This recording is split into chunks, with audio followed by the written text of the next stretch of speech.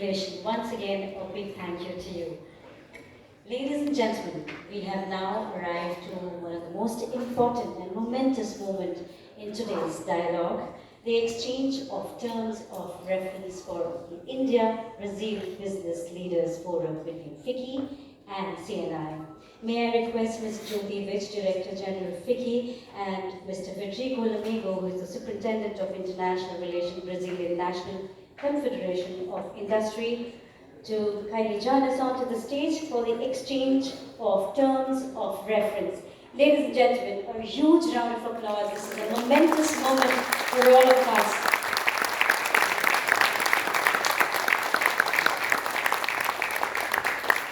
The exchange of terms of reference. Ladies and gentlemen, we are very confident that this exchange today will serve as a vital platform to deepen economic and business linkages between our two countries. Once again, a big thank you. May I once again request you all to kindly put your hands together as we celebrate this momentous moment. Can we put our hands together? A huge round of applause. Thank you. It is my honor now to invite our Honorable Minister of Commerce and Industry, Government of India, Shri Piyush Goyal ji, to kindly deliver the special address.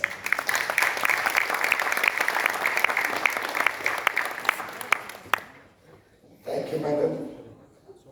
His Excellency, the Honorable Vice President of Brazil, Mr. Geraldo Alckmin, His Excellency, the Honorable Defense Minister of Brazil, Mr. Jose Bucio, friends on the dais, distinguished Excellencies, Ambassadors,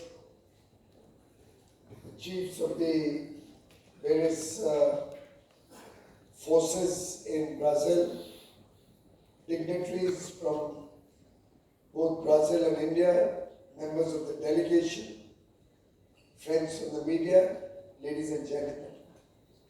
A very, very warm welcome to Honorable Ministers, to all our friends from Brazil.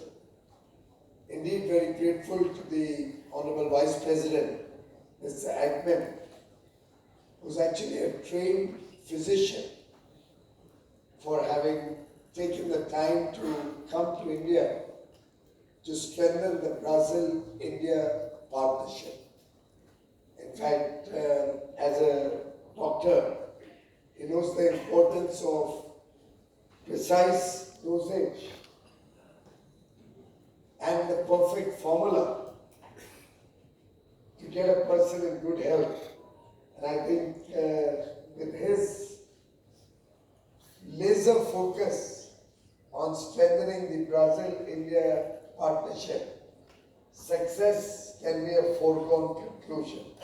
Thank you very much, Honorable Vice President, for leading the delegation. Thank you, Minister.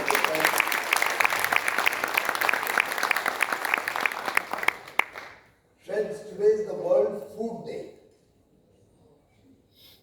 It's a very important day where we celebrate the contribution of our farmers in Brazil and India, and a very appropriate day to further this partnership between Brazil and India. In some sense, two very highly agri-producing nations who not only support food security in our own nations, but also feed the people around the world with high-quality agri-products. And that makes your visit even more exciting, even more outcome-oriented, that it's happening on such an important day. I'm sure that what we will see as outcomes from this visit will set the agenda and a strong foundation to elevate this partnership between Brazil and India. In fact, we are very grateful to Brazil for honoring Honorable Prime Minister Narendra Modi with your highest honor during the visit to Brazil.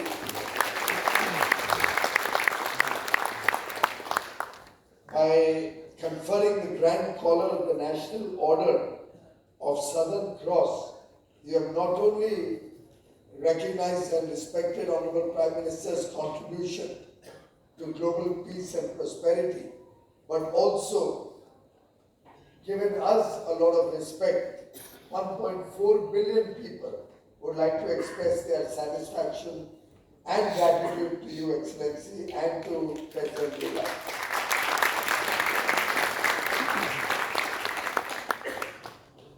I remember Honorable Prime Minister Narendra Modi had said, and I'd like to quote, "We want the India-Brazil ties to be as colorful as a carnival, as passionate as football."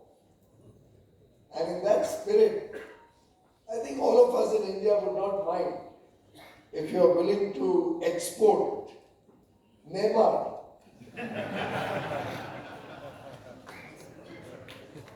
Of course, in our good old days, Pele was probably more famous when we were young children, or possibly Ronaldo.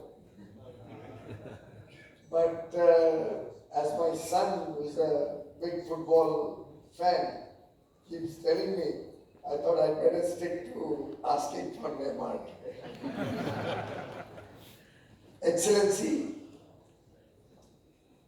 we are also very grateful to you and to Brazil for having included yoga and Ayurveda in your pharmacy systems as alternative medicines, alternative therapies. Both of these are very much respected, very much followed in India, and we are very grateful that later today you will yourself be visiting the Ayurveda Center and helping strengthen this partnership also on traditional Indian medicines.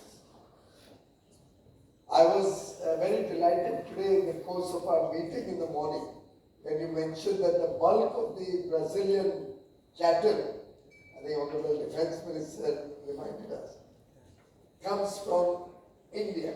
It is of Indian origin.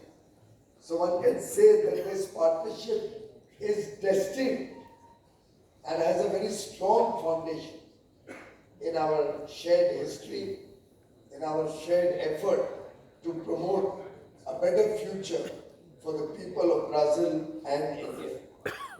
The growing interest that we see in Brazil for India's culture is also very heartwarming. Whether it is the dance form of Bharatanatyam, whether it is an encouragement to the Ramakrishna mission, all of these also reflect a deep connect between the cultures of Brazil and India and between our effort to bring art and different forms of tradition into our partnership. Excellency, only a few days back, probably 2 days back, the IMF chief has said that, and I quote, "I'm very big on India because of the boldness of their reforms." IMF has recently increased or improved the GDP growth forecast for India from 6.4% to 6.6%.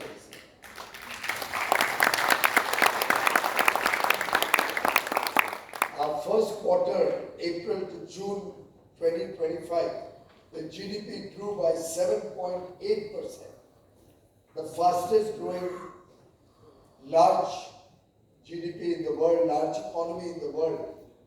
And we've continued to be the fastest growing large economy over the last 4 years. And our effort is to continue to be the fastest growing large economy for at least another 20 years.